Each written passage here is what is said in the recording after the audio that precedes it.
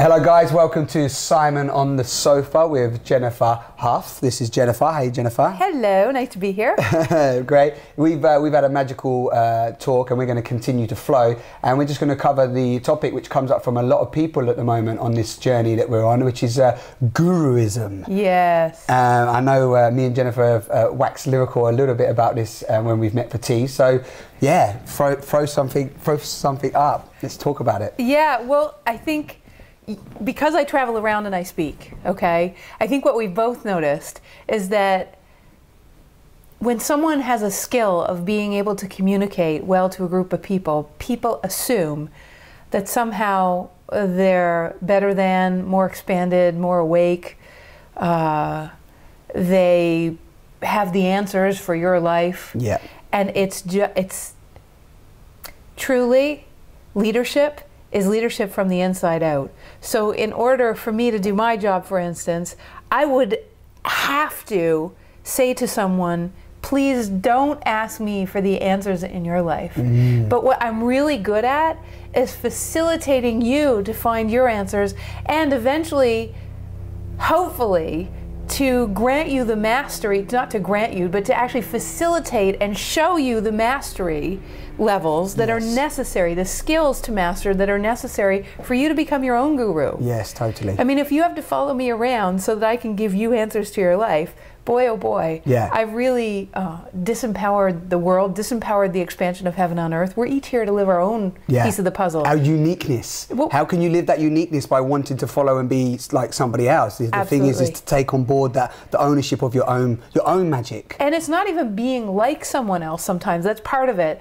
Sometimes it's just, you know what, I'm just not that connected. So what I'm going to do is I'm going to give my power away to you, and I want you just tell me the answers. If you can just tell me the answers, then I'll go out and live them, and then I'll come back. But what happens when I die, or what happens when I move? Yeah. You know, the universe just wouldn't be created that way. It doesn't make any sense. So that's one of the shifts that's happening on the planet. The end of putting someone on a pedestal and going, they have all the answers. Yes. And they really don't have all the answers. Exactly. Rub the Buddha belly. No, but it's wonderful because you brought that up as well. And funnily enough, Vaz, who has been walking the journey, walking the path with from the LCS, and he's doing he's out in Mexico at the moment. He's doing some magical stuff, and very much, you know, his thing was moving from guru to group. Yeah. Because it's also about that idea of. Well, it's Messiah complex, isn't it? It's very much about this Messiah complex, which even if you have it, I spoke to somebody else about this and said, you know, the idea of them being on a pedestal, do you know what that means? And when I asked them the question, they was like, they sort of questioned it like, well, no, what is pedestal? And then some people have said to me, well, it's okay to worship. It's okay to have somebody like a master or a mentor or a teacher of some kind. Now, I hear that because I say, okay, yeah, because I read a book and I get something. You inspire me, and I listen to you. You're like, yeah, I really get a lot from you. But there's also about that transparency from your part, because you said this lovely when we last met. Do you remember somebody was coming up to you, and they keep coming up to you sometimes, and at some point you say, it has to stop. You know what I mean? Not in an aggressive way, but okay, it's great, you're asking these questions, but now this has to stop. You need to find your own answers or your own way, or empower yourself, right? Well, the cool thing is that I would never ask you to come to me about acting.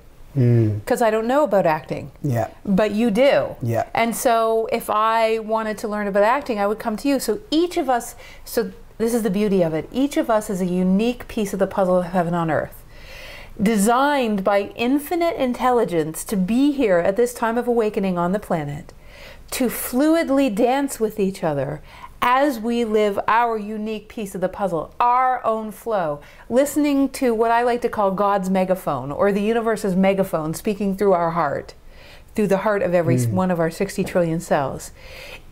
It just so happens that my piece of the puzzle is to assist people to be able to live their own mastery, to become their own guru.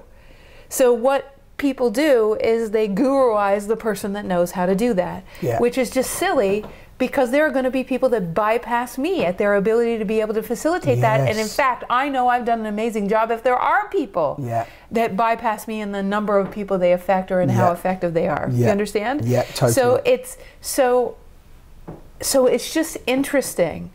Each of us, as we and oh, here's the other part. Society has statusized each of the different unique pieces of the puzzle that we are. So if you're a grocery bagger, but you bag groceries and you infuse so much love in what you're doing, and you make people smile, and you have them leave that grocery store with the biggest smile in their heart because of how you approach people. God knows I wouldn't want you doing what I'm doing for a living. I want to go to your grocery store, to that specific line where that guy is bagging the groceries. Like the guy I said this morning to Pedro, I said to him about the guy in the tube, at the Warwick Street tube, who speaks to everybody in the morning. He's got a beautiful smile, he listens to them, he engages with them. People, you should see the amount of people that wave to him and say hi to him as they're walking through. He changes their experience of going underground on a dark, gloomy, to most people, tube journey. Exactly. You know? So is he a guru? Well, you see what I mean? He's his own guru. He's found his own level of mastery, and that's like the bus driver I had this morning. I mean, those are all people living their puzzle. And when we actually embody who we came here to be, you look like you have a level of mastery.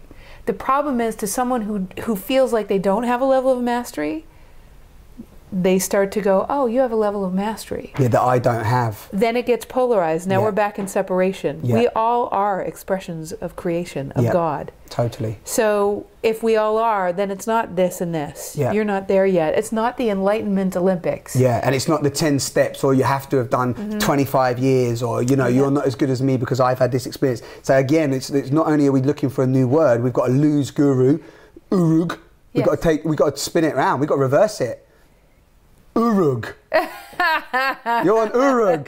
You know what I mean? Little babies are urugs. Urugs. But you know what adults do? Here's another example of Guru-ism, or competition in that way, almost a higher than, less than. People say things about babies like, oh, my baby, you know, so many past lives, old soul, very old soul, extremely old soul. But infinite wisdom is available to everybody. So it doesn't matter really how old your soul is in this time of great awakening, because if you wake up, you have access to that infinite wisdom that is all around right now anyways. Whether you're an old soul or a young soul, it doesn't matter. So that whole idea of Enlightenment Olympics is in the same realm of Guru-ism. And that's the other thing that's breaking down. And also there's another, I'm going to throw this in there just before we finish as well, is that what's happening as well in the spiritual esoteric movement, if you want to call it, because it's what it is. It's a movement, of many respects, and it is a form of belief. And I know that me and Pedro look at, you know, spiritualism in itself can be seen as a new form of religion, right? So it's another religion, another skin.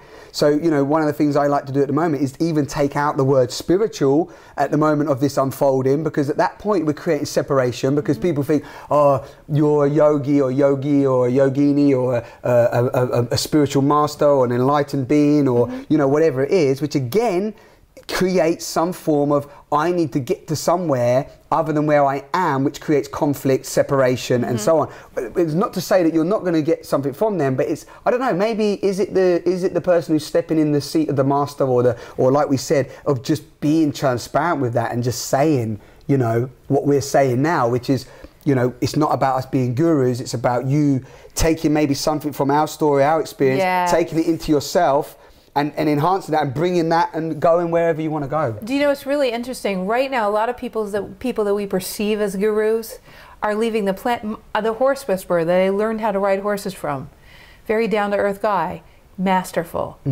He died recently, and all of his students are starting to just come into their own version of what he did.